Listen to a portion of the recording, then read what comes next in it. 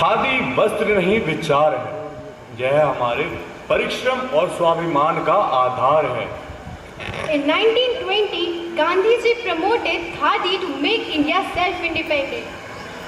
गांधी जी ने कहा था, आप मेरे हाथों में खादी लाकर रख दीजिए, मैं आपके हाथों में स्वराज रख दूंगा। How far-sighted man he was. विदेशी वस्त्रों का बहिष्कार, खादी का उपयोग और प्रचार प्रसार, क्या यही बना आजादी का प्रमुख हथियार? आइए देखते हैं एक लघु नाटिका के माध्यम से।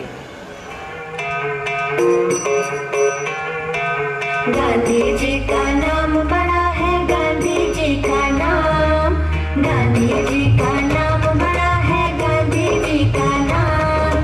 बापू जी का काम बड़ा है, बापू जी का काम, अरे बापू जी का काम बड़ा है, बापू जी का काम। दिन तिलक दिन दिन तिलक दिन दिन तिलक दिन ना ना ना, दिन तिलक दिन दिन तिलक दिन दिन तिलक दिन ना ना ना।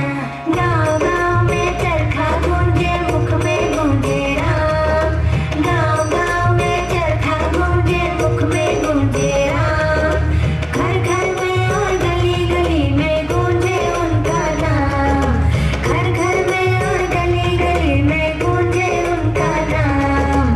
दिन तिलक दिन दिन तिलक दिन दिन तिलक दिन ना ना ना, दिन तिलक दिन दिन तिलक दिन दिन तिलक दिन ना ना ना।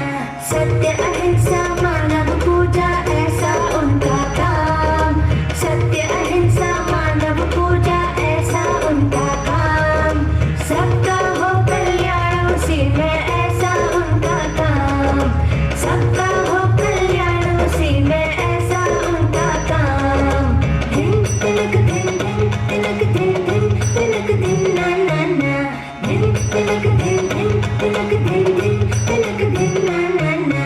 बुरा न देखो, बुरा न सुनना, बुरा न कहना तुम, बुरा न देखो, बुरा न सुनना, बुरा न कहना तुम।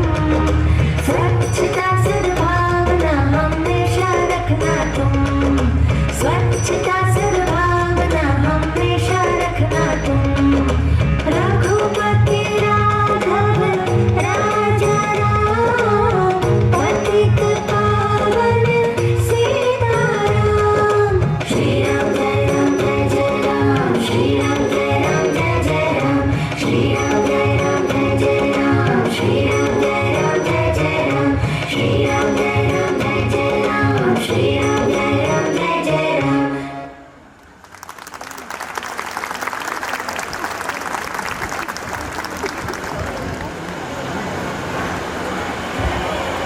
नमस्कार श्रोतागणों, आज हम आप सभी के समक्ष एक नाटक प्रस्तुत करने जा रहे हैं जिसका शीर्षक है खादी एक सोच। इस नाटक के मंचन से पहले चलिए मिलते हैं हम हमारे नाटक के पात्रों से।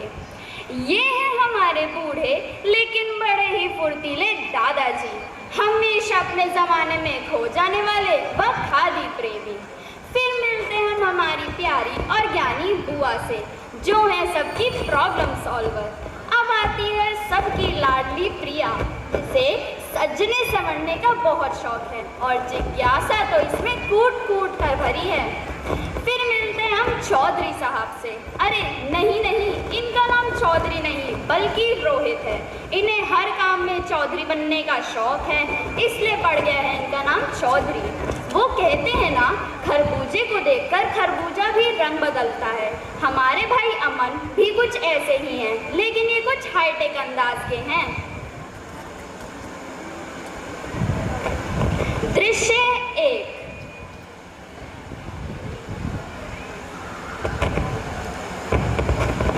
अरे अमन, दादाजी का 100वां जन्मदिन आने वाला है। तुमने उनके तोहफे के बारे में कुछ सोचा है? मुझे तो कुछ सूझ ही नहीं रहा।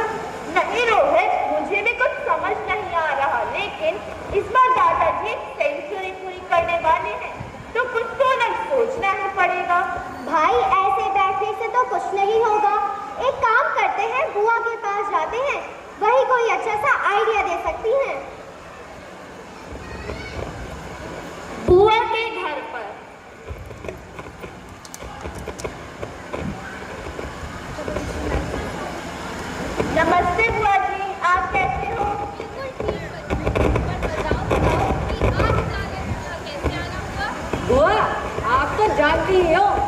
कल दादाजी का 100वां जन्मदिन है, तो इसलिए हम उन्हें कुछ अनोखा सा उपहार देना चाहते हैं जो जीवन भर के लिए उन्हें याद रहे। लेकिन क्या देना है ये तो सोच ही नहीं पा रहे हैं। जिस भी चीज के बारे में सोचते हैं वह तो उनके पास पहले से ही है। बड़ा ही कॉम्प्लिकेटेड टास्क है और इसलिए आपसे मदद मांगने आए हैं। कैप या कुर्ता, वो तो ढेरों ही होंगे उनके पास।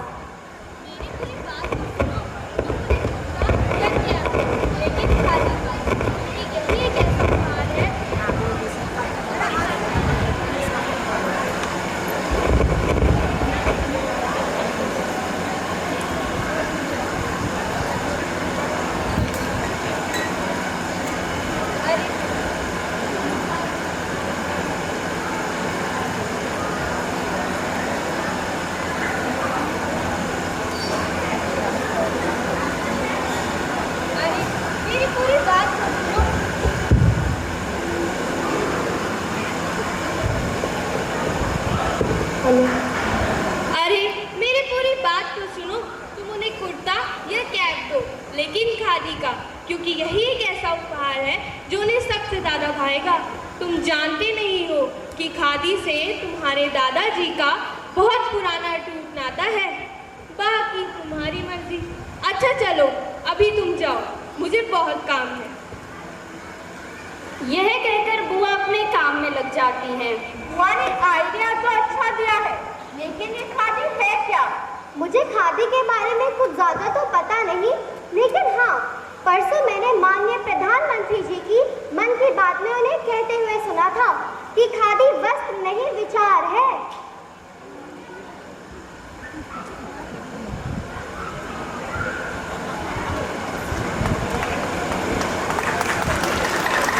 खादी एक वस्त्र नहीं है, एक विचार है।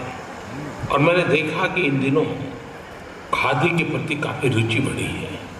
और मैंने स्वाभाविक रूप से कहा था कि मैं कोई खादीधारी बनने के लिए नहीं कह रहा हूँ, लेकिन भांति भांति के फैब्रिक होते हैं कि एक खादी क्यों ना हो। घर में चादर हो, रुमाल हो, कर्टेन हो। अनुभव ये आया है कि युवा पीढ़ी में खादी का आकर्षण बढ़ गया है, खादी की बिक्री बढ़ी है और उसके कारण गरीब के घर में सीधा सीधा रोजगारी का संबंध जुड़ गया है।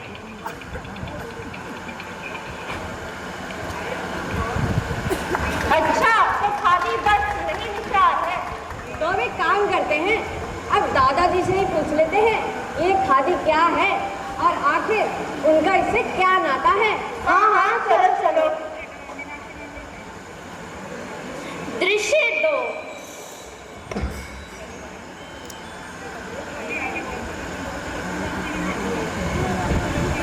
दादाजी, आपसे एक बात पूछनी थी। दादाजी ये खादी क्या है? वैसे मुझे जहाँ तक पता है तो लोग कॉटन को ही खादी कहते हैं। अरे नहीं बेटा, सिर्फ सूती नहीं, रेशम, ऊनी सूती, यह सब खादी के ही रूप हैं। खादी, जिसे खद्दर भी कहा जाता है, हाथ से बनने वाले वस्त्रों को कहते हैं। इसके लिए बनने वाला सूत चरखे की सहायता से बनाया जाता है।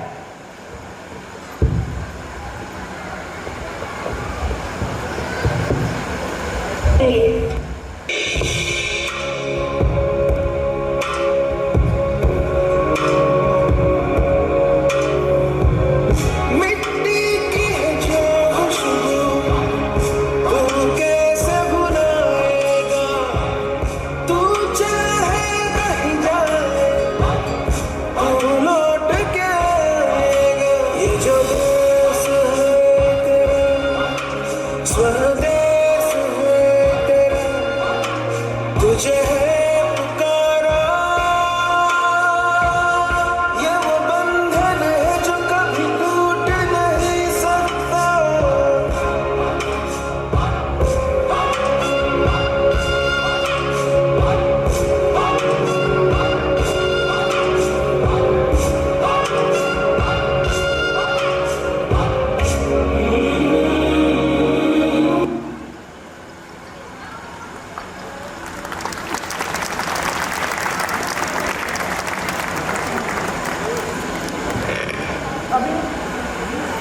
महात्मा गांधी बड़े दूरदर्शी थे। उन्होंने गुलाम भारत को यह बता दिया कि खादी का कितना महत्व है। दादाजी हमें और बताइए, हमें तो कुछ पता ही नहीं है इस बारे में। बेटा, साउथ अफ्रीका से लौटने के बाद गांधी जी ने पहली बार 1916 में DHU में अपनी सार्वजनिक उपस्थिति दर्ज की। उसके पश्चात उन्होंने अपने राजनीतिक गुरु गोपाल कृष्ण गोखले के कहे अनुसार पूरे देश के भ्रमण का विचार किया।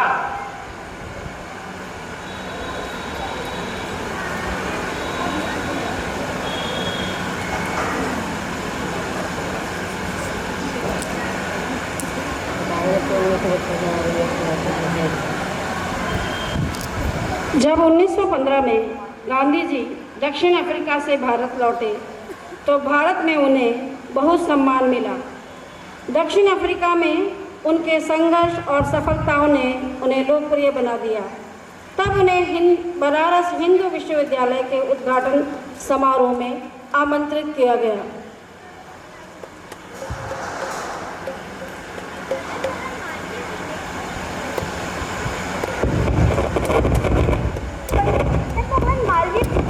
बनारस विश्वविद्यालय के शिलान्यास कार्यक्रम में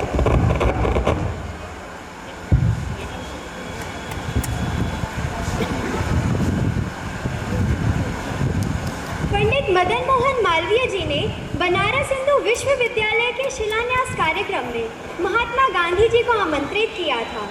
गांधी जी ने अपने मंत्रमुग्ध भाषण से सभी श्रोताओं का हृदय परिवर्तन कर उन्हें आत्मनिर्भरता की ओर प्रेरित किया था।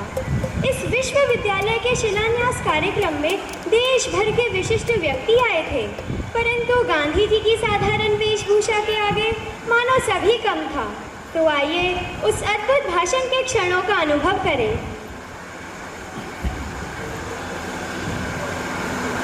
मैं मालवीय मोहनदास करमचंद गांधी जी को मंच पर आमंत्रित करना चाहूँगा।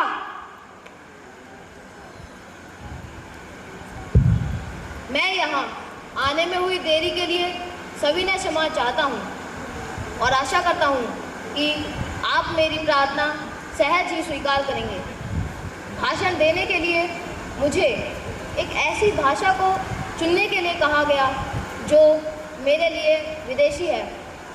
भाषण को ऐसा होना चाहिए जो श्रोताओं के दिल को छू सके। भाषा हमारा अक्स है। अपनी राष्ट्रभाषा के महत्व को हम सभी को समझना होगा।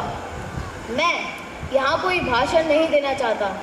मैं अपने विचारों को बिना डरे आप तक रख रहा हूँ। आप देश का भविष्य हो, इसलिए आपको मन, वचन, व्यवहार से आत्मनिर्भर बनना होगा।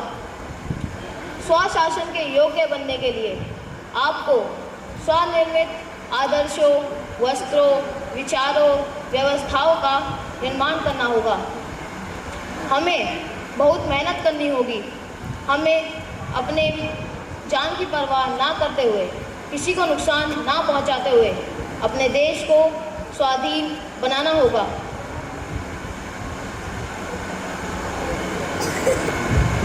भाषण के अंतिम बिंदु पर क्रम भंग हुआ और मंच छोड़ने की हरकत हुई। भाषण यहीं एकाएक समाप्त हो गया। बनारस हिंदू विश्वविद्यालय के शिलान्यास कार्यक्रम में साउथ अफ्रीका से लौटने के बाद महात्मा गांधी जी की यहाँ पहली प्रस्तुति थी।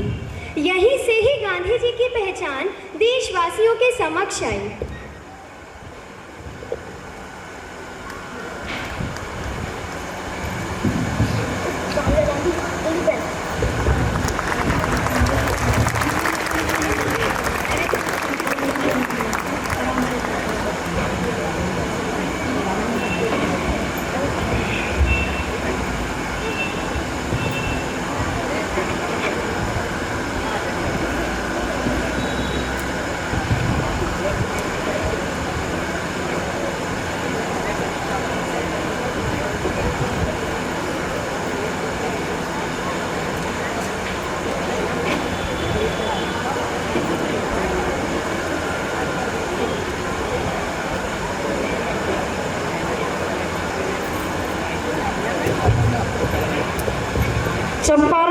का दृश्य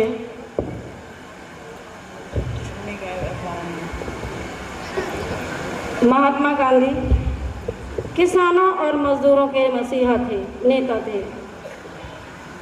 चंपारण गांव के किसान, खेतिहर मजदूर अंग्रेजों की शोषण का शिकार थे। वे स्वेच्छा से फसल भी नहीं बो सकते थे। उन्हें नील की खेती के लिए बाध्य किया जा रहा था। ऐसे में गांधी जी उनकी आवाज़ बने।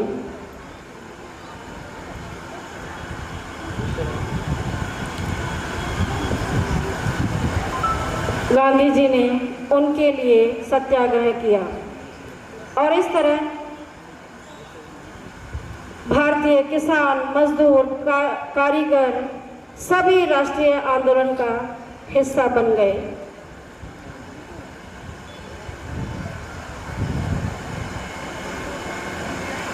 गांधी जी सदैव दूसरों की परेशानी में परेशान होने वाले व्यक्ति थे। आइए देखते हैं ऐसे ही एक दृश्य को जो चंपारण गांव से संबंधित है। बापूजी, आपको मेरे साथ तत्काल चंपारण चलना होगा। घबराओ मत, आराम से अपनी बात बताओ। चंपारण में हालात बहुत खराब हैं। आप मुझे सब विस्तार में बताइए। मैं आपके साथ चल रहा हूँ। मुझे सभी किसानों और बुनकरों से बात करनी है। आप सभा का आयोजन करें। धन्यवाद बापूजी। ब्रिटिश सरकार लगातार हम किसानों का शोषण कर रही है, जिससे हम किसानों की आर्थिक स्थिति और बिगड़ती जा रही है।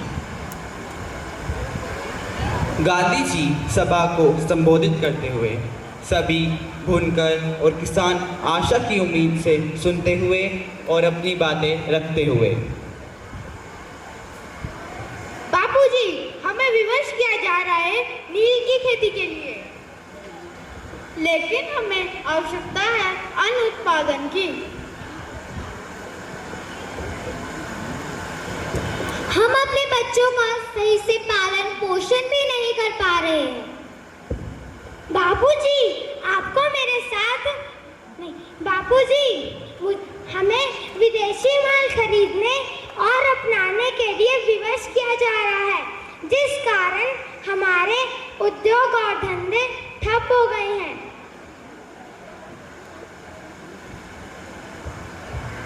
हम सभी बुनकरों की स्थिति दयनीय हो गई है।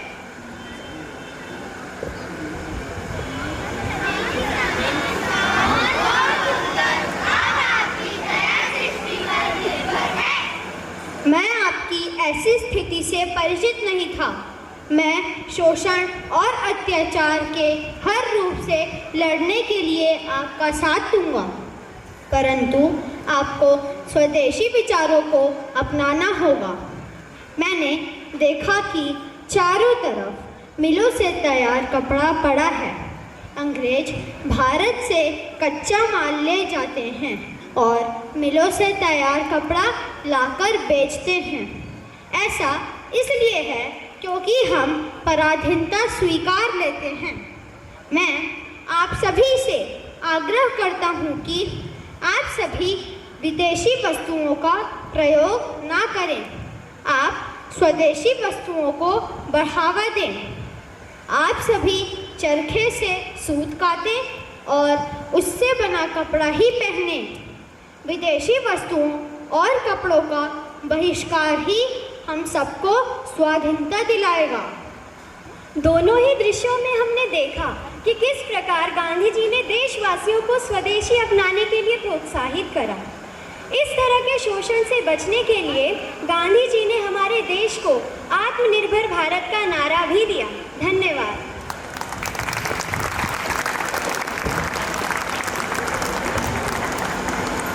तो देखा आपने किस तरह से गांधी जी ने बड़ी सरलता से ये बता दिया कि भारत को आत्मनिर्भर बनाना है, आज़ाद करना है, तो हमें स्वदेशी को अपनाना होगा। और यहीं से उन्होंने